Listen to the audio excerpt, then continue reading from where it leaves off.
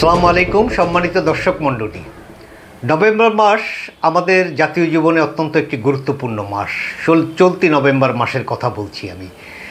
এই মাসেই জুলাই জাতীয় সনদ সম্পর্কে এর মাসের মধ্যভাগে সরকার সম্ভবত কোনো সিদ্ধান্ত দিতে যাচ্ছে। গণভোটের তারিখ নির্ধারণও এই সাথে সংশ্লিষ্ট।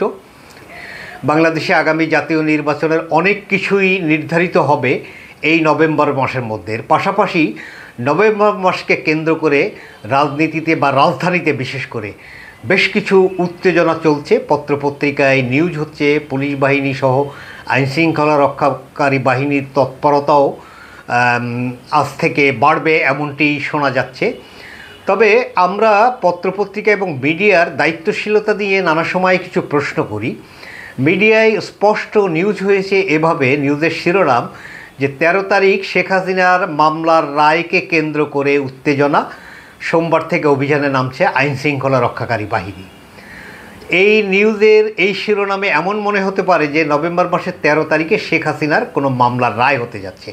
আমরা জানি মানবতা বিরোধী বেশ কয়েকটি অপরাধের সাক্ষ্য গ্রহণ পর্ব এটি একটা শেষ পর্যায়ে আছে।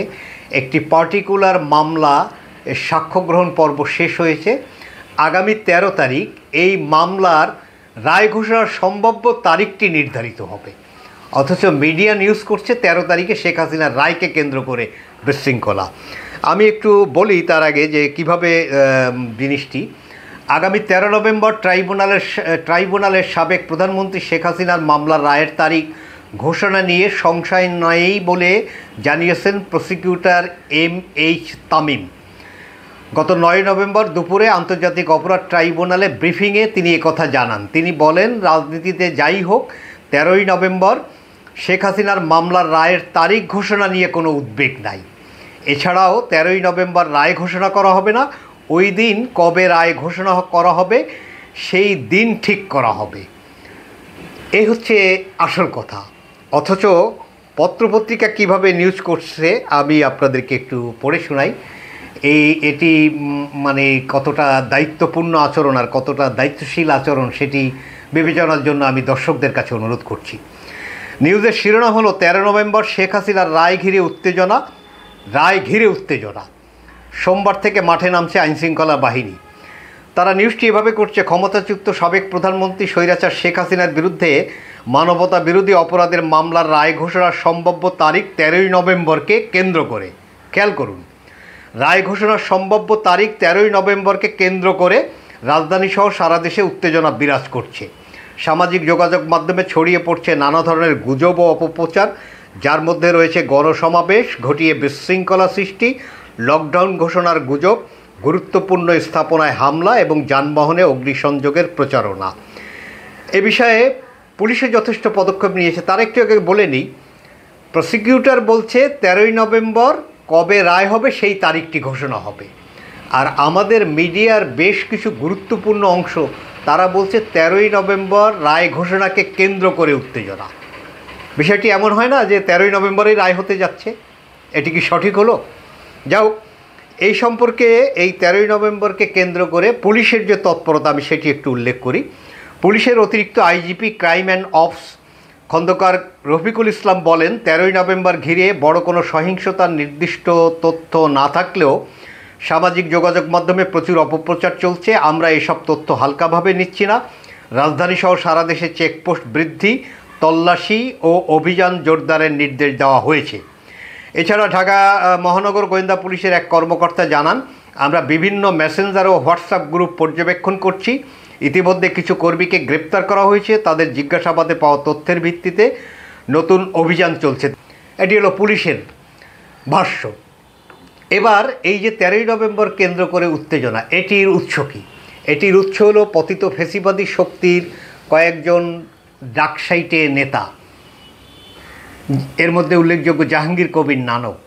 তিনি সামাজিক যোগাযোগ মাধ্যমে এসে তার সেই চিরাচরিত কাঁপা কাঁপা কণ্ঠে উত্তেজনা সৃষ্টি করার একটা পায়তারা তিনি করেছেন। তিনি বলছেন, যুবলীগ, ছাত্রলীগ, মহিলা লীগ, স্বেচ্ছাসেবক লীগ, যুব মহিলা লীগ, আপামর জনসাধারণকে তিনি আহ্বান করছেন যে 13 তারিখে ঢাকা শহরের লকডাউন, এই দিন ঢাকা শহরে কোনো কিছু চলবে না, সব কিছু বন্ধ রাখতে হবে। এই কর্মসূচি বাস্তবায়নে সকলকে যথাযথ ভূমিকা রাখার জন্য তিনি আহ্বান করছেন। আরও অনেক কথা বলেছেন। এই লম্পট জাহাঙ্গীর কবির নানক, তার এই ধরনের আহ্বানে জনগণ কতটা সাড়া দেবে এটি তো আমরা বুঝতে পারি, কিন্তু বিশৃঙ্খলা সৃষ্টি করতে তো জনগণের সাড়া দেওয়ার প্রয়োজন হয় না। বিশৃঙ্খলা সৃষ্টি করার জন্য কিছু সংখ্যক দুষ্কৃতিকারী যথেষ্ট। তার আগে আমি দুঃখিত, এই জাহাঙ্গীর কবির নানককে লম্পট কেন বললাম, প্রসঙ্গটি না আনতে পারলে ভালো হতো। ডিবি হারুন সকলের কাছেই পরিচিত, এবং এই ডিবি হারুনের বিবস্ত্র শরীর এটি সামাজিক যোগাযোগ মাধ্যমে যারা নিয়মিত বিচারণ করেন তারা নিশ্চয়ই দেখেছেন। এই ডিবি হারুনের পাশাপাশি এই জাহাঙ্গীর কবির নানক, এই বয়স্ক মানুষটি রাজনীতিতে দীর্ঘদিন যিনি বিচরণ করছেন, আওয়ামী লীগ যুবলীগের নানা জায়গায় যিনি দায়িত্ব পালন করছেন, তাকেও কিন্তু এইরকম উলঙ্গ অবস্থায় সামাজিক যোগাযোগ মাধ্যমে ভিডিওতে দেখা গেছে। চরিত্রহীন আর লম্পট না হলে তাকে এভাবে সামাজিক যোগাযোগ মাধ্যমে দেখা যাওয়ার কোনো কারণ নাই। হয়তো তিনি ব্ল্যাকমেইলিংয়ের শিকার হয়েছেন, তার লম্পটের কোনো সঙ্গী তার এই ধরনের চিত্র ধারণ করে সামাজিক যোগাযোগ মাধ্যমে ছেড়ে দিয়েছে। এই লম্পটরা দেশটাকে চুষে খেয়েছে, দেশের রাজনৈতিক সংস্কৃতিকে সম্পূর্ণ ধ্বংস করে দিয়েছে। তাদের আহ্বানে জনগণ রাস্তায় নেমে একটি বিদ্যমান বাস্তবতা, সামনে একটি নির্বাচন, সেটিকে ভণ্ডুল করে দেওয়ার জন্য উদ্যোগী হবেন, অন্তত জনসাধারণের পক্ষ থেকে সেরকম উদ্যোগ গ্রহণের কোনো সম্ভাবনা নাই। যে সমস্ত দুষ্কৃতিকারীরা এখনও ঘাপটি মেরে আছেন, যারা বিগত দিনে আওয়ামী লীগের বেনিফিশিয়ার, তাদের সেই সমস্ত দুষ্কৃতিকারীরাই হয়তো জাহাঙ্গীর কবিরদের নানকদের এই ধরনের প্রচারণার ফাঁদে পা দেবেন এবং যথারীতি নিজেরা বিপদে পড়বেন। এর আগে যে সমস্ত ঝটিকা মিছিল হয়েছে, পুলিশেরই ভাষ্য 300-র বেশি মিছিল তারা পণ্ড করে দিয়েছেন এবং সেখান থেকে প্রচুর সংখ্যক আওয়ামী লীগের অ্যাক্টিভিস্টকে তারা গ্রেপ্তার করে জেলে প্রেরণ করতে সক্ষম হয়েছেন। একটি আশঙ্কার কথা যে সারা দেশে আওয়ামী লীগের নামে যে সমস্ত দুষ্কৃতিকারীরা তাদের নিজেদের এলাকায় বিশৃঙ্খলা সৃষ্টি করেছিল ক্ষমতায় থাকা অবস্থায়, লুটপাট, অবৈধ কর্তৃত্ব, দখলদারি, অন্যের পরে নিপীড়ন, নির্যাতন, খুন, জখম, হয়রানি, ডাকাতি, চুরি, বদমাইশি করেছিলেন, তারা এখন এলাকায় টিকতে না পেরে পালিয়ে এসে ঢাকা শহরে তারা অবস্থান করছেন। তারা কেউ রিক্সা চালান, কেউ ইজি বাইক চালক, কেউ ক্ষুদ্র পরিবহনের চালক অথবা হেল্পার, তারা কেউ হকার, তারা কেউ ফল বিক্রেতা, তারা কেউ ফুটপাতে নানা ধরনের পেশায় নিয়োজিত আছেন। কারণ জীবনযাপনের জন্য এই 14-15 মাস নিশ্চয়ই তাদের কাছে সঞ্চিত এমন কোনো অর্থ নেই যা দিয়ে তারা ঢাকায় জীবনযাপন করতে পারেন। ফলে এই নিম্ন আয়ের পেশায় নিয়োজিত এই ব্যক্তিদের পরে গোয়েন্দা নজরদারি বাড়ানো দরকার। এরাই হয়তো এই ধরনের বদমাইশ লোকদের আহ্বানে কোনো বিশৃঙ্খলা সৃষ্টিতে ভূমিকা রাখতে পারে। তবে এবার সম্ভবত এই ধরনের ঝটিকা মিছিল করে 5-10 মিনিট এই ধরনের কর্মকাণ্ড সম্ভবত আওয়ামী লীগ এবার পরিচালনা করবে না, তাদের কর্মীরা করবে না। তারা হয়তো অন্য কোনো ধরনের গুরুতর নাশকতার পরিকল্পনা করছে। রাষ্ট্রের বিভিন্ন গুরুত্বপূর্ণ স্থাপনা, পরিবহন বা যে জনবহুল জায়গায় তারা কোনো নাশকতা সৃষ্টি করে জনমনে ভীতি তৈরি করা, আগামী নির্বাচনকে ভণ্ডুল করতে অপচেষ্টা চালানো, বিদ্যমান যে সমস্ত রাজনৈতিক দল যারা জুলাই আন্দোলনের অংশীদার তাদের নেতাকর্মীদের মধ্যে ভীতির সঞ্চার এবং তাদের দুষ্কৃতিকারীদের মধ্যে সাহসের সঞ্চার, এ ধরনের কর্মকাণ্ড করতে পারে। নির্বাচন কমিশন, সচিবালয় সহ নানা গুরুত্বপূর্ণ স্থাপনা, বিশেষ করে নির্বাচনের সঙ্গে সংশ্লিষ্ট, এগুলোতে তারা আক্রমণ করতে পারে। এমনকি আইনশৃঙ্খলা রক্ষাকারী বাহিনীর মনোবল ভেঙে দিতেও তারা সেই ধরনের অপকর্ম করতে পারে। ফলে আগামী 13ই নভেম্বরকে কেন্দ্র করে, যেমন জাহাঙ্গীর কবির নানকই বলেছেন 10, 11, 12, 13 এই কয়দিনের কর্মসূচির কথা, তিনি 4 দিন ঢাকা শহরে তাদের নেতাকর্মীদেরকে অবস্থান করে এই লকডাউন বাস্তবায়নে ভূমিকা রাখার কথা বলেছেন।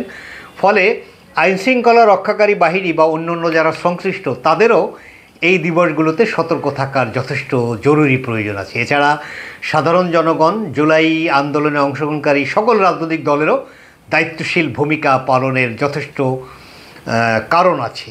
এছাড়া মিডিয়ার দায়িত্বশীল ভূমিকা, এই যে মিসপ্রেডিকশন তৈরি করে দেওয়া যে 13ই নভেম্বর রায় হচ্ছে, এই ধরনের দায়িত্বহীন আচরণ অথবা অসতর্ক আচরণ থেকে মিডিয়াকেও বিরত থাকতে হবে।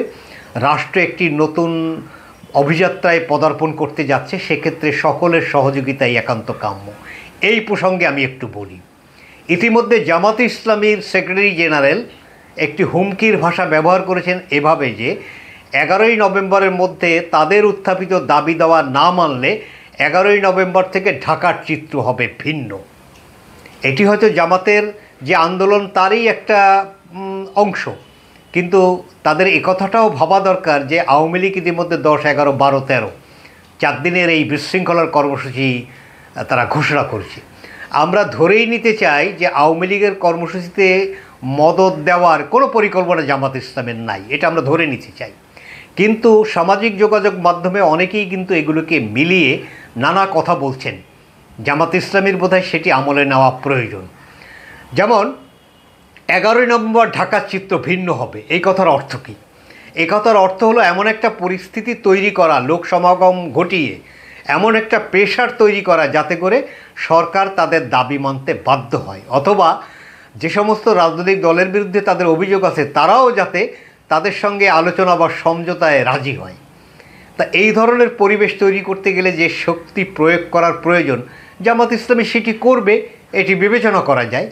তো জামাতের এই সমাবেশের আড়ালে, তাদের এই ঢাকা চলো চলো ঢাকা কর্মসূচির আড়ালে আওয়ামী লীগের দুষ্কৃতিকারীরা যদি পাঞ্জাবি এবং টুপি পরে ঢাকা শহরে উপস্থিত হয়ে যায়, জামাতের লেবাস ধারণ করে তারা যদি তাদের কর্মকাণ্ড করতে সুযোগ নেয়, তাহলে সেটিও তো সতর্কতার সঙ্গে বিবেচনায় নেওয়া উচিত। আমি আবারও বলছি, জামাত ইসলামী এই ফ্যাসিবাদী পতিত ফ্যাসিবাদী শক্তি আওয়ামী লীগকে পুনর্বাসনে কোনো ভূমিকা রাখবে এরকমটি বিবেচনা করলাম না, অথবা করা উচিত না। কিন্তু 1986 সালে আন্দোলনের পিঠে ছুরিকাঘাত করে আওয়ামী লীগের সঙ্গে একই সঙ্গে তাদের সঙ্গে গাঁটছড়া বেঁধে এরশাদের শাসনকে বৈধ করার জন্য নির্বাচনের ইতিহাস জামাতের আছে। 1994, 95, 96 সালে আওয়ামী লীগ এবং জাতীয় পার্টিকে সঙ্গে নিয়ে বিএনপিকে রাষ্ট্র ক্ষমতায় বিদায় করায় জামাতের বড় ধরনের ভূমিকা আছে, এবং তা নিয়ে জামাত কখনো কখনো গর্ব অনুভব করেছে। সেই দিন যদি 1996 সালের নির্বাচনের মধ্য দিয়ে যদি বিএনপি পরাজিত না হতো এবং আওয়ামী লীগ যদি ক্ষমতায় 21 বছর পরে ফিরে না আসতো, তাহলে আওয়ামী লীগের রাজনীতির ইতিহাস ভিন্ন হতে পারত। আমরা জানি শেখ হাসিনা একদম সেন্টিমেন্টাল লেডি, এটি তার ব্যক্তি জীবন, তার পারিবারিক জীবন, তার সাংসারিক জীবন এবং তার রাজনৈতিক জীবনেও আমরা তার এই ভাষাগুলো দেখেছি। আপনাদের অনেকেরই স্মরণ আছে 1991 সালে নির্বাচনে যেটিতে আওয়ামী লীগ বিজয়ী হবে, এটি একেবারে টোটাল প্রেডিকশন ছিল যে আওয়ামী লীগ বিজয়ী হতে যাচ্ছে। আওয়ামী লীগের লোকজন মুজিব কোড বানিয়ে তৈরি হয়েছিলেন যে তারা ক্ষমতার স্বাদ উপভোগ করবেন। সেই নির্বাচন অভাবনীয়ভাবে আওয়ামী লীগের পরাজয়ের পরে শেখ হাসিনা পদত্যাগ করেছিলেন, আপনাদের অনেকেরই স্মরণ থাকার কথা। ধানমন্ডির 32 নম্বর বাসভবনের সামনে আওয়ামী লীগের নেতাকর্মীরা শুয়ে পড়ে শেখ হাসিনার পদত্যাগপত্র প্রত্যাহারে বাধ্য করেছিলেন। তিনি তখন বলেছিলেন যে ঠিক আছে, আমি আরেকবার আপনাদেরকে নিয়ে চেষ্টা করব। তো 1996 সালের নির্বাচনেও যদি আওয়ামী লীগ দ্বিতীয়বারের মতো পরাজিত হতো, শেখ হাসিনা যেরকম সেন্টিমেন্টাল লেডি, তিনি হয়তো এই বাংলাদেশের মানুষকে অভিশাপ দিয়ে দেশের বাইরেই চলে যেতেন, আওয়ামী লীগকে নেতৃত্ব দিতেন না। 96 সালে আওয়ামী লীগের রাষ্ট্র ক্ষমতায় ফিরে আসা, তাতে জামাতের একটা ভূমিকা আছে, এবং সেই ফিরে আসার ফলেই আওয়ামী লীগের পুনঃপ্রতিষ্ঠিত হওয়া এবং আজকের এই যে ভারতীয় আধিপত্যবাদ এবং সম্প্রসারণবাদের যে নাগপাশে আমরা বন্দী ছিলাম বিগত 16-17 বছর, এগুলো রাজনীতিতে আলোচনায় থাকবে। এবং এসব বিষয়ে দায়িত্বশীল আচরণ করা রাজনৈতিক দল হিসাবে জামাতের মনোজগতে নেওয়া এটি খুব জরুরি। জামাতের কোনো উত্তপ্ত রাজনৈতিক কর্মসূচির আড়ালে আওয়ামী লীগ সেই গরম তাওয়ায় যাতে রুটি ভেজে না যেতে পারে, সে বিষয়টি আমরা আমলে নেওয়ার জন্য জামাত ইসলামীর কাছে অনুরোধ করতে চাই। আওয়ামী লীগ পতিত ফ্যাসিবাদ, এবারের নির্বাচনে তাদের অংশগ্রহণ করার কোনো সুযোগ নেই, এখনও বিদ্যমান বাস্তবতা তাই।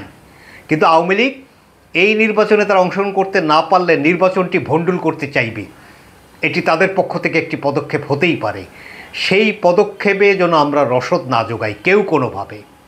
নির্বাচনকে ভণ্ডুল করা, বিলম্বিত করা, এর মধ্য দিয়ে লাভবান হবে পতিত ফ্যাসিবাদী সরকার, তার মানে সেই প্রেতাত্মা আওয়ামী লীগ, এবং একই সঙ্গে লাভবান হবে আওয়ামী লীগের পৃষ্ঠপোষক প্রভু ভারত এবং ভারতীয় গোয়েন্দা সংস্থা ফলে এইসব বিষয় মাথায় নিয়েই সকলকে রাজনৈতিক কর্মসূচি এগুলো নির্ধারণ করতে হবে।